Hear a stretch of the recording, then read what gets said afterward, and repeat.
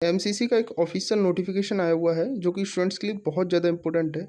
ऐसे सभी कैंडिडेट जिन्होंने all India quota round 1, all India quota round 2 में पार्टिसिपेट किया है, उन स्टूडेंट्स के लिए एक बहुत इंपॉर्टेंट अपडेट है। ठीक है, मैं आपको क्लियरली बता देता हूँ कि जो नोटिफिकेशन आया हुआ है एमसीसी का बहुत ज़्यादा इंपॉर्टेंट है। एडमिशन लेने के बाद कई ऐसे स्टूडेंट्स होते हैं जो अपनी सीट्स को रिज़ाइन करना चाहते हैं, ठीक है, लेकिन वो रिज़ाइन ना कर पाते हैं और नहीं कर सकते। ऐसे में कंडीशंस लगी हुई होती हैं, आपकी सिक्योरिटी मनी जब्त होने की रीजंस होती हैं। और एमसीसी ने आपको इस साल काफ़ी बार अपॉर्चुनिटी प्रोवाइड भी की है कि आप अपनी सीट को रिज़ाइन कर सकते हो। तो सीट को तो रिज़ाइन कर सकते हैं, लेकिन उसके पीछे भी कुछ कंडीशंस यहाँ पर मेंशन की गई हैं। क्या कंडीशंस है इस वीडियो में पूरा आपको बताने वाला हूँ। पहली बार चैनल पर विजिट कर रहे हो तो चैनल को सब्सक्राइब कर लें। नीट की प्रॉपर अपडेट्स आपको यहाँ मिलती रहेगी, साथ ही नोटिफिकेशंस कट ऑफ आपको चैनल के माध्यम से मिलती रहेंगी। वीडियो के नीचे आपको जो डिस्क्रिप्शन है वहाँ पर मेरे टेलीग्राम और व्हाट्सएप ग्रुप का लिंक है, उसको ज्वाइन कर सकते हो। वहाँ सारे अपडेट्स पीडीएफ्स आपको मिलती रहेंगी। नोटिफिकेशन का लेट नाइट आया हुआ था 26 सितंबर को, और यहाँ पर आप लोग नोटिफिकेशन में पढ़ सकते हो। मैं थोड़ा सा पढ़ के सुना देता हूँ। It is the information to all candidate that the request being to received from UG candidate who want to the resign their round 1 और round 2 seat due to the various reason.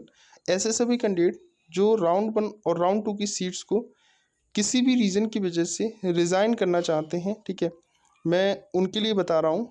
और इन दी regard competent authority decided the allow resignation for the such candidates. The candidates who desire the leave their round 1 or round 2 seats can do so up to 5 p.m. of 1 अक्टूबर 2024। यहाँ बोला गया है कि ऐसे सभी candidate जिन्होंने round 1 या round 2 की सीट पर एडमिशन ले लिया था और वो सीट को रिज़ाइन करना चाहते हैं, तो 1 अक्टूबर शाम 5 बजे तक आप अपनी सीट को रिज़ाइन कर सकते हैं। इसके पीछे भी कंडीशन है। यही लाइन पढ़ कर के आप बिल्कुल वीडियो में मत भागें, क्योंकि इसके पीछे भी कुछ कंडीशंस दी गई हैं। यहाँ पर भी आपकी सिक्योरिटी मनी जब्त की जाएगी। ठीक है, यहाँ पर जो पॉइंट्स दिए गए हैं 5 पॉइंट्स हैं, इनमें कंडीशंस दी गई हैं। Round 1 candidates who did not gate upgraded in round 2, ऐसे सभी कैंडिडेट जिनका राउंड 2 में कोई अपग्रेडेशन नहीं हुआ था राउंड 2 से राउंड 1 से, can resign from their the seat without, ठीक है, for future the security deposit within the stipulated time of the resignation.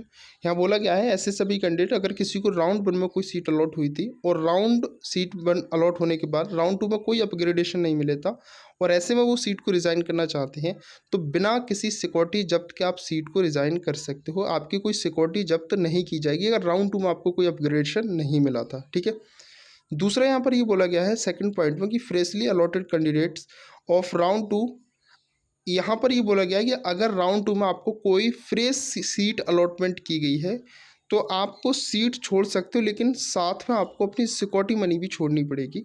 ठीक है, आप राउंड 2 में कोई फ्रेश अलॉटमेंट मिला था और आप सीट पर ज्वाइन ही हुए हैं, तो आप सीट को छोड़ना चाहते हैं तो आप सिक्योरिटी मनी के साथ अपनी सीट को छोड़ सकते हो। सिक्योरिटी मनी भी आपको छोड़नी पड़ेगी। क्या अब राउंड 3 में हम जा सकते हैं? बिल्कुल, आप राउंड 3 में जा सकते हो। सिक्योरिटी मनी छोड़ दीजिएगा राउंड 2 की और आप राउंड 3 में जाएंगे। वहाँ पर आप नई सिक्योरिटी मनी जमा करेंगे और आप राउंड 3 में पार्टिसिपेट कर पाएंगे। थर्ड पॉइंट दिया गया है candidates who got upgraded in round 2, अगर आपको राउंड 1 से राउंड 2 में कोई सीट अपग्रेड हुई है तो आप अपग्रेड वाली सीट को छोड़ना चाहते हो तो आप सिक्योरिटी मनी के साथ सीट को छोड़ सकते हो, मतलब सिक्योरिटी मनी भी जाएगी। मतलब दोनों कंडीशन यहाँ बता दिया। अगर आपको कोई फ्रेश अलॉटमेंट मिला है राउंड 2 में या फिर राउंड 2 में कोई अपग्रेड के बाद सीट मिली है और आपने सीट ज्वाइन की है तो आप सिक्योरिटी मनी के साथ सीट छोड़ सकते हो। दोनों कंडीशन में आपको सिक्योरिटी मनी जब्त की जाएगी और दोनों कंडीशन में आप राउंड 3 में पार्टिसिपेट कर सकते हो सिक्योरिटी मनी द्वारा से दे करके। ठीक है, यहाँ पर बोला गया है candidates will have the report physically at the allotted college to resign their the seat. अगर आप सीट को रिज़ाइन करना चाहते हैं तो जहाँ भी कॉलेज में आपने एडमिशन लिया है वो कॉलेज में आप जाएंगे। कॉलेज क्या करेगा, एमसीसी के पोर्टल से एक रिज़ाइन अलॉटमेंट आप जो रिज़ाइन होता है, रिज़ाइन लेटर जो होता है वो रिज़ाइन लेटर एमसीसी के पोर्टल से निकालेगा और वो आपको देगा। अगर ऐसे में बोला गया है नेक्स्ट पॉइंट में कि candidates are advise to ensure that the resignation letter generated online through the MCC portal provided by MCC by the allotted college failing which the resignation will the treated null and void. अगर ऐसे में MCC के portal से resignation letter नहीं निकाला जाता, नहीं generate किया जाता है, तो आपका जो अलॉटमेंट है उसको कैंसिल नहीं माना जाएगा, रिज़ाइन नहीं माना जाएगा। तो जब भी आप अलॉटमेंट जो एडमिशन लिया अलॉटमेंट पर उसको रिज़ाइन कर रहे हैं, तो अलॉटमेंट लेटर जरूर निकलवा लें कॉलेज में जाकर के, आपको फिजिकली पहुंचना होगा कॉलेज में, ठीक है। ये अपडेट नोटिफिकेशन है जो कि बहुत ज़्यादा इंपॉर्टेंट है, ठीक है। बाकी जो अपडेट रहेगा मैं आपको इन्फॉर्म करता रहूँगा। जो बच्चा मेरी पेड काउंसलिंग लेना चाहता है, मेरी पेड काउंसलिंग भी ले सकता है, मैं आगे आपको बता भी देता हूँ। पेड काउंसलिंग अभी ऑफर चल रहा है 1499 रुपये का।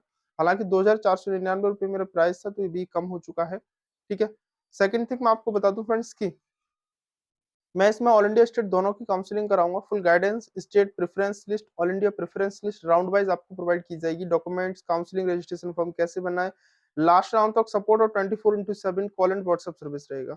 इस नंबर पर फोन पे, पेटीएम, गूगल पेटीएम किसी के माध्यम से आप पेमेंट कर दीजिएगा, या फिर आप इस क्यूआर कोड पर पेमेंट कर सकते हो। पेमेंट करने के बाद इसी नंबर पर आप मेरे को कॉन्टेक्ट कर लीजिएगा, ठीक है।